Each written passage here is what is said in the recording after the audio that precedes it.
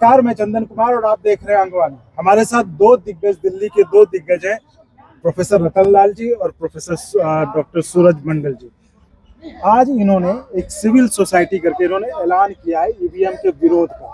तो इन्हीं से जानते हैं आज जो आगाज हुआ है ईवीएम के विरोध का वो क्या मसला, और ये आपकी जो लड़ाई आज आपने स्टार्ट किया जिसका बिगुल फूका है दिल्ली में, वो कहाँ तक जाएगा और क्या प्लान है उसके लिए? ये लड़ाई तो नई नहीं है जी। और काफी पहले से हम लोग लगातार इस मुद्दे को उठाते रहे। हम सूरज मंडल साहब और राजेंद्र पाल गौतम साहब जी।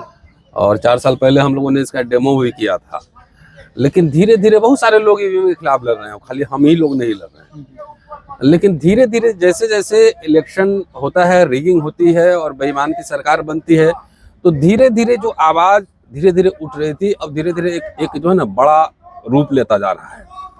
और जंतर मंतर पे कई प्रोग्राम्स हुए, आपने देखे ही। लोगों का जो रिस्पांस है उस रिस्पांस को देखते हुए ईवीएम विरोधी संयुक्त मोर्चा बना है, जिसमें तमाम तरह के लोग हैं। आपने प्रेस कॉन्फ्रेंस में देखा ही होगा कि अब इसको अखिल भारतीय स्वरूप देना है कि लोगों में आक्रोश है, कि वोट हम कहीं और दे रहे हैं, चला कहीं और जा रहा है। तो इसलिए ये बहुत जरूरी है कि एक तरह से ईवीएम से आज़ादी की लड़ाई है कि दुनिया अगर में भारत सबसे बड़ी लोकशाही है तो लोकशाही फेयरली काम कर रहा है कि नहीं कर रहा है ये भी देखना जरूरी है।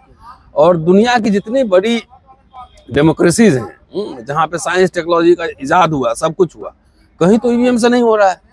तो यहाँ भारत दावा कर रहा है कि सबसे बड़ी लोकशाही है और उसका लग रहा है कि डेमोक्रेसी जो है ना हाईजेक कर लिया गया। तो यहाँ कैसे लोगों का ट्रस्ट बिल्डअप होगा? तो लोगों में एक तरह का आक्रोश है, उस आक्रोश की अभिव्यक्ति के रूप में ईवीएम विरोधी संयुक्त मोर्चा बना है। जी। आप दोनों को डर नहीं लगता? किस चीज का डर? भाई अभी हम लोग सब संविधान के दायरे के अंदर में रह के काम करते हैं, ठीक है जी। और कब्रिस्तान में हमने उन लोगों की लाशें भी देखी हैं जो इसलिए चुप रहे कि कहीं हम मारे न जाएं, हैं? तो अगर हम डर जाएंगे तो हम अमर हो जाएंगे, ऐसी बात तो है नहीं। नहीं डरेंगे तो एकदम जल्दी मर जाएंगे, ऐसी बात तो है नहीं। वो तो कुछ भी हो सकता है। डरने ही क्या बात है? कोई गैर कानूनी हम लोग काम थोड़ी कर रहे हैं। हम लोग तो संविधान और डेमोक्रेसी को सशक्त करने के लिए काम कर रहे हैं, इसलिए डरने का कोई सवाल ही नहीं उठता है। क्यों डरेंगे? तो आज जो मीटिंग थी जिसको लेकर प्रेस कॉन्फ्रेंस भी करी थी आपने, उसमें क्या कि हर जिलेवार मतलब आप एक कमेटी बना रहे हैं जहाँ पे कि अभी प्रदेश जो 13 राज्यों में जो कमेटी जो है वो आज घोषणा हुई है। धीरे धीरे फिल्टर डाउन करेगा, ये जाएगा जिला स्तर, ब्लॉक स्तर तक जाएगा। ये 2024 में इसका कुछ असर दिखेगा जो आप लोगों का प्रयास? हमारा काम आंदोलन करना है, सेंसिटाइज करना है। पॉलिटिकल पार्टी से अपील की है। आज एक मिस्ड कॉल जारी करने के लिए नंबर भी जारी किया हमने। तो नंबर जारी किया है, जो लोग भी ईवीएम के खिलाफ हैं उस नंबर पे जाएं और उस नंबर को जो है सूरज जी आपको नंबर बता देंगे, उस नंबर पे जाएं और सीधे मिस्ड कॉल मारे, उससे पता लग जाएगा। हाँ, वो सीधे मिस्ड कॉल मारे, हमारे पास डिटेल्स आ जाएगा। भाई इतने लोग, 5 करोड़ लोग, 10 करोड़ लोग ईवीएम के विरोध में, वो सारे आंकड़े आ जाएंगे ना हमारे पास। तो सूरज जी के पास नंबर है, वो नंबर अभी आपको बता दें। जी आप सूरज जी कुछ? नहीं, ये 2 महत्वपूर्ण प्रश्न आपने किया। आज क्या था? देखिए, इसके पहले भी डॉक्टर साहब रतन लाल जी एक संघर्षरत और दलितों की ही नहीं बहुजनों की आवाज़ है और एक सिविल सोसाइटी की आवाज़ है। हम लोग साथ मिलकर रोस्टर के विरुद्ध आंदोलन भी किए और उस आंदोलन को सफलतापूर्वक किए। जो बात आपने कही कि क्यों आज आगाज की गई, जहाँ पॉलिटिकल पार्टीज का जो रोल है वो जब रोल नहीं कर रहे हैं तो उस रोल को आगे कहीं ना कहीं समाज के लोगों को तो करना पड़ता है। तो उस दिशा में हम लोग का ये कदम था। हम ये उम्मीद करते थे कि यही कदम राजनीतिक दलों की ओर से होना चाहिए। दूसरी बात, डर लगता है कि नहीं, ये क्वेश्चन डर का नहीं है। आज सिर्फ क्वेश्चन ये है कि आप सेक्रीफाइस क्या करते हैं। डॉक्टर रतन लाल हिंदू कॉलेज के प्रिंसिपल बनने योग्य हैं, इनके एप्लीकेशन को सीधे दबा दिया गैर कानूनन, इलीगल तरीके से। इनके प्रमोशन को 3 साल से रोका गया। आप दोनों का रुका हुआ है? मैं अपना भी बोल रहा हूँ, नहीं, मेरा भी करीब 10 साल से रुका हुआ है प्रमोशन। तो यू हैव टू, आपको कीमत अदा करनी पड़ती है। डर बहुत लोगों को नहीं लगता होगा, लेकिन लोग इसके लिए कीमत अदा नहीं करना चाहते। छोटे छोटे अपने फायदे के लिए वो चुप रह जाते हैं।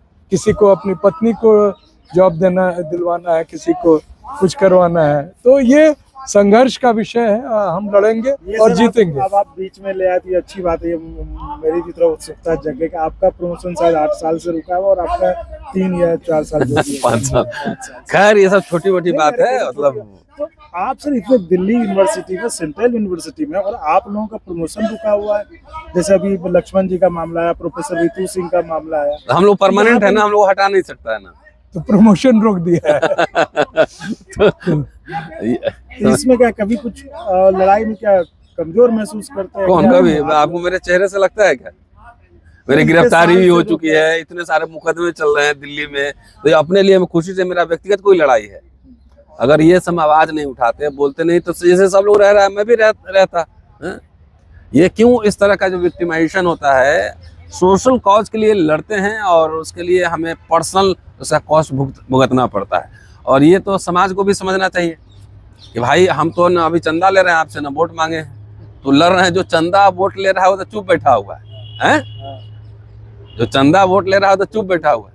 और हम लोग पढ़ने लिखने का यही मतलब है ना कि अपने समय के जलते हुए सवालों पर हम बोले, है ना, उसको काउंटर करें। तो हम लोग अपना काम कर रहे हैं। तो ये थी हमारी खास बातचीत, और इन दोनों को मैंने इसलिए एक अपील के साथ मैं बात समाप्त करना चाहता हूँ। ये नंबर दे दीजिए ना, आप अपील नंबर तो जो है। है वो ये है कि एक मिस्ड, अगर आप ईवीएम का विरोध करना चाहते हैं और घर बैठे ही करना चाहते हैं, तो इतना जरूर करें कि इस नंबर पर आप विरोध अपना दर्ज करें। नंबर है 96677722 इस पर एक मिस्ड कॉल दें। इससे ये पता चलेगा कि आपका जो है विरोध दर्ज हो रहा है। इसको मैं दोबारा नहीं, बोल हम रहा बोल हूँ, देते हैं 9667772062। रिपीट 9667772062। Thank you. तो ये थी हमारी खास बातचीत दिल्ली यूनिवर्सिटी के 2 दिग्गजों से, डॉक्टर प्रोफेसर रतन लाल जी, सूरज मंडल जी, और इन दोनों को डरना मना है, डरना मना है, लड़ना जरूरी है। और लड़ना जरूरी है। बहुत बहुत धन्यवाद। शुक्रिया, थैंक यू।